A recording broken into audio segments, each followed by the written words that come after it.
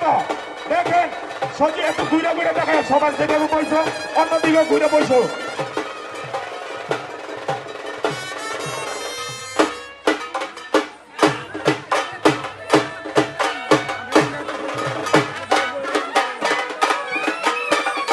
কি সুন্দর শিবগৌরীর নৃত্য দেখতে পাচ্ছেন, অসাধারণ নৃত্য।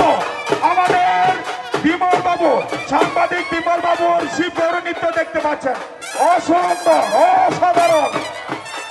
আপনারা যারা ঘোরাফেরা করছেন দেখতে মিস করতেছেন, আজকে তো মিস করবেন তো সারা জীবন জন্য মিস। দারুণ সুন্দর শিবগৌরী নৃত্য হচ্ছে।